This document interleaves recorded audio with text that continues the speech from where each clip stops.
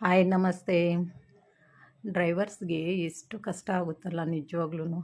ಆ ಟೈಮ್ ನಿದ್ದೆ ಇರಲ್ಲ, ಊಟ ಇರಲ್ಲ. ಅವರು ಯಾವ ರೀತಿ ಕಷ್ಟ ಬೀಳ್ತಾರಂದರೆ, ಹಗಲು ಅಂದಿರ ರಾತ್ರಿ ಅಂದಿರ ಫ್ಯಾಮ್ಲಿನೆಲ್ಲ ಬಿಟ್ಟು ತುಂಬ ಕಷ್ಟ ಆಗುತ್ತೆ ಅವ್ರಿಗೆ.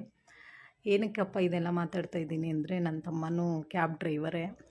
ರಾತ್ರಿ 10 ಗಂಟೆಗೆ ಬಂದ, ಊಟ ಮಾಡಿಬಿಟ್ಟು ಮಲ್ಕೊಂಡು ಅಪರೂಪಕ್ಕೆ ನಮ್ಮ ಮನೆಗೆ ಬರೋದವನು.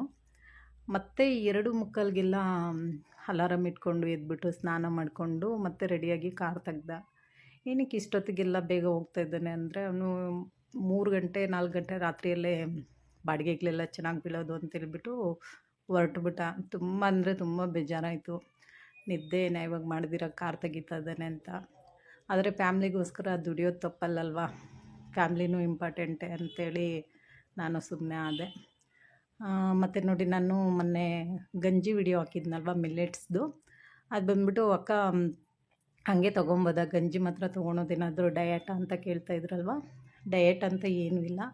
ಗಂಜಿ ಜೊತೆಗೆ ನೀವು ಸ್ವಲ್ಪ ವೆಜಿಟೇಬಲ್ ಇದ್ದರೆ ಬೇಯಿಸ್ಬಿಟ್ಟು ಒಗ್ಗರಣೆ ಹಾಕ್ಕೊಂಡು ತಿನ್ನಿ ಅದ್ರ ಜೊತೆಗೆ. ಇಲ್ಲಾಂದರೆ ಫ್ರೂಟ್ಸ್ ಇದ್ರೂ ಫ್ರೂಟ್ಸು ತಿನ್ಬೋದು. ಡಯಟ್ ಅನ್ನೋದು ಏನೂ ಇಲ್ಲ ಇಲ್ಲಿ. ನಾವು ಮಧ್ಯಾಹ್ನ ನೋಡಿ, ಇದು ಭಾನುವಾರದ ವಿಡಿಯೋ, ಮಧ್ಯಾಹ್ನ ಬಿರಿಯಾನೆಲ್ಲ ಮಾಡಿಕೊಂಡು ತಿಂದಿದ್ದೀವಿ. ಡಯಟ್ ಏನೂ ಇಲ್ಲ, ತಿನ್ಬೋದು. ತಿಂದ್ಕೊಂಡು ಬೆಳಗ್ಗಿನ ಬ್ರೇಕ್ಫಾಸ್ಟ್ ಚೇಂಜ್ ಮಾಡ್ಕೊಳ್ಳಿ ಅಂತ ಹೇಳ್ತೀನಿ ಅಷ್ಟೇ.